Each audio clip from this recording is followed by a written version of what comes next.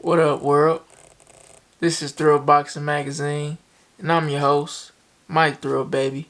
Bring you another episode, man. It's episode 17, and I'm right back at it, man. I told y'all I was coming. You thought I was playing. Yeah, you thought okay. But look, I'm right back at it because we just had that big event happen. You know, one of the biggest fights of the year. One of the biggest fights in a minute. You know what I'm saying? It went down, man.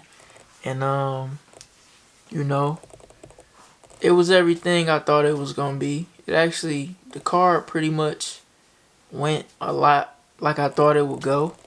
But yeah, man, we had Canelo Alvarez, you know, the pound for pound, um, face of boxing, you know, the 168 king. He uh he had the 154 king challenging him, and you know, he pulled off the victory. You know, I wasn't a fan of the fight at first, you know what I'm saying, months ago.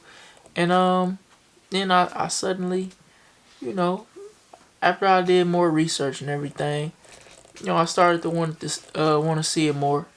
And yeah, man, it was a good event. I say that. It was a good card. Um but yeah, man, Canelo did it again. And still, you know what I'm saying? I told y'all, weight classes matter for a reason. You know, a lot of people, you know, they had their opinions, they had their mind made up. But look, man, before I get into the fight, the main event, I want to talk about the card a little bit because we had a good prelim. I missed most of the prelim.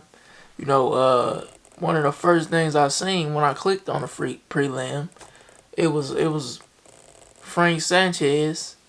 You know, he was winning a fight, and he did a stanky leg. He got caught, got rocked. He started doing the stanky leg. You know what I'm saying? Then he finished the fight strong. He won, and whole time I was just thinking like it was really people that was telling me Jared Anderson can't beat Frank Sanchez. And all I'm gonna say is make it happen and y'all see. You know what I'm saying? I think that's a good fight. I think that's a hard fight for both. But yeah, we had Frank Sanchez on the card. Alexander Gostic, I think that's how you say his name.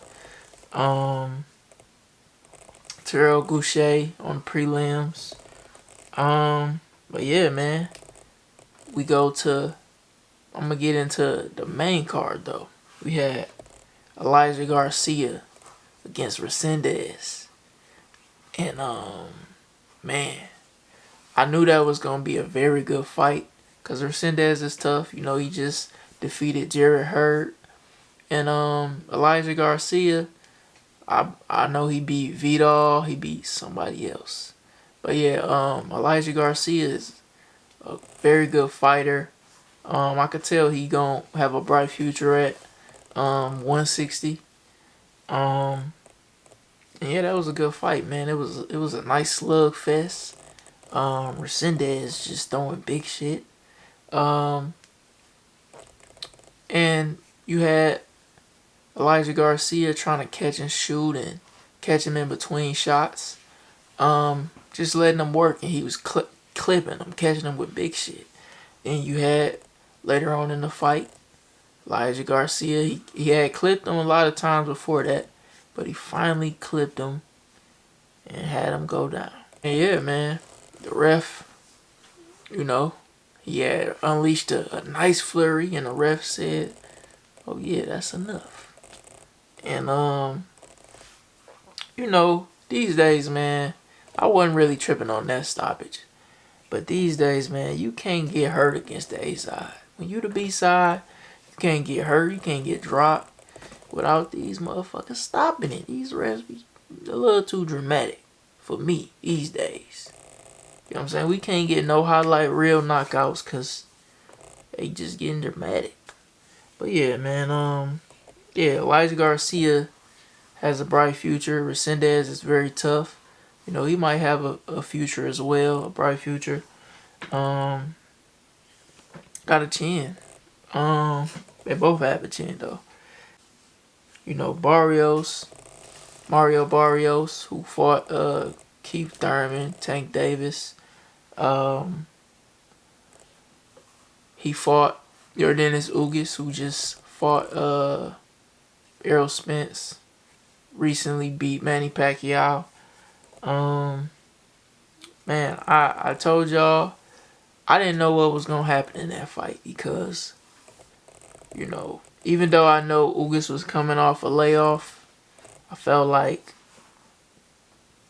his championship pedigree, his experience would have, you know, could have got him a decision. You know, just depending on what he did. And I knew Barrios could box his way to a decision using his jab and just his range and everything. But man, Barrios was cooking Ugas. I'm talking about cooking. He was cooking Ugas, and I'm just like, damn. I don't know if it's the ring rust for Ugas or if Barrios just better, or if Spence damaged Ugas. You know what I'm saying? Because you had Barrios, he was using some good jabs and just basic boxing, but he was landing some big shots, and he closed that same eye that Spence closed, and it's just like, damn, it's the second fight in a row you getting your eye closed, bruh. The ref looking at you, ready to stop it. The doctor's ready to stop it, and it just made me wonder, like, how much better was Barrios, and was it the fight with Spence that might have damaged Ugas? I couldn't tell, man, but congrats to Barrios, man. He did his thing. I think they should probably keep him away from Ennis though. I ain't gonna lie. I feel it coming and they need to stop. You feel me? Jesus Ramos, Erickson Lubin. I told y'all my heart was with Lubin. I thought he was the more skilled fighter, but I thought Ramos was just the bigger, stronger, more durable fighter, and his youth, and I just was worried. I was really worried, man. But I knew Lubin had the better skills. Man, he was boxing beautifully. He didn't really give Ramos too much to worry about when it come to power. But he was boxing well, you know. Especially when he stayed off them ropes. When he was in the middle of the ring, you know, he had some great work. Some nice jabs, some nice work to the body, nice 1-2s. And he never did too much. He just kept it simple. And I think that's a problem that most people had with it. He kept it simple while Ramos was following him. Ramos was throwing big shots, uppercuts, and shots to the body, especially when he got him toward the ropes. But I felt like it wasn't enough for them fucking commentators to be that biased. The commentary was so biased. I'm talking about, you had Abner Mares acting like he just walking Lubin down, just beating the shit out of him. And then you had Steve Farhood acting like Lubin ain't won one round midway. Like, bruh, Lubin up. What the fuck is, like, he, even if he not up, the rounds are close at this point. Then you had, you know, like I said, Ramos was following him, throwing some big shots here and there. But for when he let the fight go, later on in the fight, he was losing all those latter rounds, those championship rounds. And all through the fight, Lubin was boxing him well, touching him. Whether it was big shots, he was touching him to the body, flicking little jabs here and there. And Ramos just did the same shit, and his energy dwindled down while Lubin was still working. So people were saying, acting like it was a robbery. I'm just glad that commentary didn't influence the judges, because the commentary was biased as fuck for Ramos. They clearly want him to be a star, and I think he gonna be a star. He didn't take much punishment. He looked decent in the fight. It's just he needed to tighten up and pick up the action. You see Lubin don't really want to engage too much. You gotta get on him. You gotta punish him. And he didn't punish Lubin enough like they act like he was. But yeah, man, it wasn't no damn robbery. Ramos Lubin was not a robbery.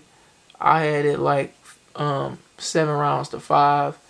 I really a draw would have kind of been crazy. Like Lubin won. I knew what I was seeing. I wasn't listening to them damn commentators, man. Yeah, Ramos let that slip away, man. But to the main event. I told y'all weight classes matter for a reason, man. Everybody just act like Canelo's like some type of slouch or something. Niggas was saying he was slipping. I don't know why y'all was saying he was slipping. He didn't stop a durable Triple G. He didn't stop a durable John Ryder. And he say he was injured. And he dominated those fights. So y'all was acting like he was just so washed. And then he fighting a 154 coming up. I don't know why y'all thought Charlo was about to be pressing Canelo and just walking him down or something. Or why y'all thought he was going to stop him. Jermell Charlo has always been a boxer puncher. He was always a boxer first. He was never just a wild dude like people. I don't know why they thought. Some people thought like he was just about to dog walk Canelo for some reason. I don't know why. But I knew that would be his approach, just to box, move around. And I thought he would have some success here and there. My boy didn't have much success. He landed good shots here and there, but it wasn't enough to win the rounds. You know what I'm saying? You had Canelo. I told y'all in my previous video, Canelo just got to be himself. Charlo was going to have to do more than just be himself. He was going to have to do some extras and mix it up. Box, get ahead in the rounds, and, separate himself. Canelo just had to be himself, come forward, pressure, nice head movement, be elusive but be dangerous, and that's what he did. But yeah, man, I'm not like surprised. That's why Charlo's still gonna be on my pound for pound list, because I wasn't surprised with this outcome at all. I knew ain't nobody about to come up. Canelo already not getting stopped by these big motherfuckers.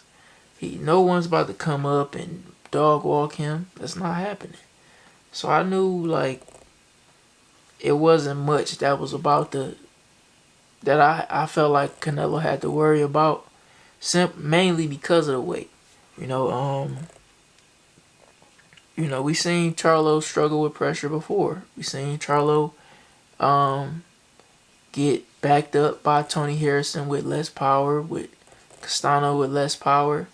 And it's just like, you got to do simple math sometimes. I know he was putting on the extra 14 pounds, but your muscle and your power not going up that much to a guy that's already the best at the weight. So he had to be special, way more special than Canelo was. And I just knew that wasn't happening, But he's still a great fighter, man. It's nothing for him to be ashamed of. A lot of people felt like he was bitching up and didn't want to fight. But he was boxing well. He was trying to wait for moments. And those moments never happened. I won't say he was boxing well. He was trying to box well. And that pressure be different when you get in there with somebody who could take a shot, who can give a shot, and got good defense. Canelo got all that. But yeah, man, I don't know why y'all thought, or some of y'all thought what y'all thought. We had you know, Canelo was pressing the action throughout the fight, loading up some big shots. You could tell Charlo was getting bothered by a lot of the shots. Um, it was a lot of moments where I was like, damn, Charlo got a chin. Now, if you getting hit that much, and I keep saying that, that is not a good sign. It's not a good sign. Yeah, you taking a shot, but you taking some big shit if I'm saying that. Damn, you got a chin. That's when I know you taking too much. And seventh round, you had Canelo drop Charlo. And I like what Charlo did there. A lot of people gonna stand there rock, and then Canelo gonna get on their ass and probably put him away. But Charlo knew, like, okay, I felt something I ain't felt before. Let me take a knee, recover real quick, and I'm gonna get back to boxing. That's what he did. Vet move, and it was smart. Charlo was trying to land some clean shots on the button, and Canelo was showing, man, that he got defense. Now some of those shots got through, and it wasn't bothering Canelo. I think I seen a body shot later on in the fight that I felt like bothered Canelo. Similar to a shot that bothered Canelo in the Caleb Plant fight. So we're gonna see what Benavidez can do with that. But Charlo, he was throwing some nice shots here and there. It just wasn't enough to win those rounds. After the fight, and I thought it was gonna be it was possible that it was gonna be a knockout late, but that didn't happen. After the fight, it was all class, all respect, and yeah, man, both class acts. Jermell Charlo is a class act. I just really want to know what y'all think. What's next for both? For me, for Canelo, you got the Benavidez Andre fight happening next. I think Canelo need to fight nobody but that motherfucking winner of that fight. Benavidez and Andre. I think it's gonna be Benavidez. I've been waiting to see Canelo Benavidez for years. I've been mad that we ain't got it. And it seemed like we a little closer, especially if he wins. Benavidez should have been there, man. I know we got a fight coming up. I know. But when the whole world's saying your name to fight this dude, show your face. Pop out. You was going to get the tickets for free. Pop out. You should have popped out. You know what I'm saying? That fight, promo need to start now. Because I feel like it's happening in May.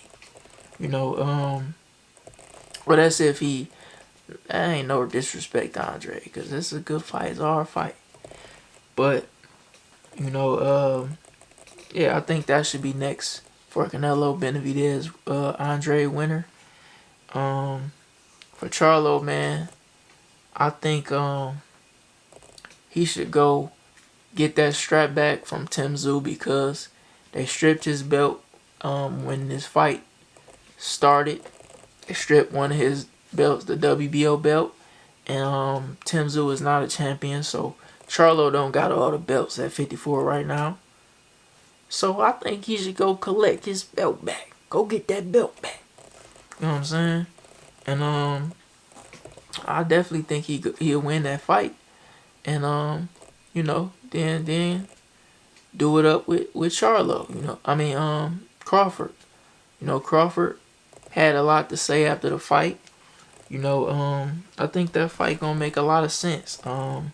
If Charlo go get his belt back. After the fight, you had Crawford tweeting Charlo. He said, "You went out sad. Didn't even try to win. All you did was try to survive. You should be ashamed of yourself." Then he followed up with, "Okay, y'all, I'm over Twin Charlo. He's no longer on my hit list. He went out there and laid down, and let Canelo spank him like he was his daddy with no type of resistance. Then he tweeted Canelo, "Congratulations, Canelo. You made the so-called lion look like a baby cub." You know what I'm saying? Boy, Crawford on there popping it, man. Me personally, Charlo, if I was you, I wouldn't take that. And I think Charlo, I said this years ago, probably a year and a half ago. I think Charlo, before, and I'm talking about before the Spence fight, I said Charlo got the best chance to beat Crawford. Now, obviously, I wasn't including Canelo because Crawford needed to leave 168 the fuck alone. He need to stay 147, 154. But I think Charlo is the hardest fight out there for Crawford. I've been thinking that for 2 years. You know, he got a lot of pop. He can box better than anybody Crawford's fought. And he's stronger than anybody Crawford's fought. So, I think that fight only makes sense. You know what I'm saying? Maybe not the next fight. I think, like I said, Charlo need to get that belt back. Then fight Crawford. Honestly, it might not happen because, you know, Crawford got to fight Spence again. Whatever. I don't really want that. I want Spence to fight somebody else. But, yeah, Charlo need to get that Tim Tszyu and Mendoza winner, man. Get that WBO back. After the fight, you know, you had a swing bout with Curmel Moton. He had his pro debut. You know, we had to catch that on the replay because they wasn't about to show that. He beat a 4-0 fighter, knocked him out quick in 1 round. And then you had Floyd talking after the fight. You know, Floyd a funny motherfucker because Floyd can't help himself. You know, he said in the beginning, I ain't gonna try to take the fighter's shine. And then what he do? He took the shine. You know, he gotta tell you he made smart investments. He gotta tell you you a hell of a fighter. He gotta tell you you a true champion. He gonna say that every time. You gotta know that about Floyd. You know, and then, you know, he said something that was very interesting to me. He was bigging up Curmel. He said Curmel is the future of boxing. And he said, I'm going to make Curmel Morton. Sorry. Damn, I fucked that up. Floyd said, I'm going to make Curmel Morton a multi-millionaire in 24 months. You know what I'm saying? He say, I'm going to make you a multi-millionaire in 2 years. And I like that. I like how that sound. He said that with Tank. He said he was going to make Tank a world champion and a star. He did it. You know, so yeah, man, that was dope. Even though Floyd be still in the shine and shit. Talking about he the best fighter in the world and you know what I'm saying? He made $750 million and all that. Hey, you know, I guess when you that great, you just can't help. You can't help it. Yeah, man, Curmel Moton got a bright future. Can't wait to see what's next for him. Yeah, man, that was an interesting night. You know, got Canelo, the king of 68 still. You know, for Charlo, got a lot of respect for him. I want him to go back to 54 and just dog walk somebody. Canelo, get in there with the Benavidez Andre winner. And we gonna see what happened, man. You know, I think Canelo, I said this before, I think Canelo is 1 or 2 wins away from being the greatest Mexican of all time. Chavez ain't moving like Canelo. I'ma just say that. I just gotta be honest. You know, yeah, that's just how I feel, man. If he beats Benavidez, Andre winner, he's stamped gold Mexican. So we gonna see. We gonna see how that go. I'm gonna remember this. So I'm gonna pull this back up. He's he's all-time great, but he just gotta do one more win for me. But yeah, man, shout out to Canelo, shout out to Charlo for this great fight. And yeah, man, it was everything I thought it was gonna be.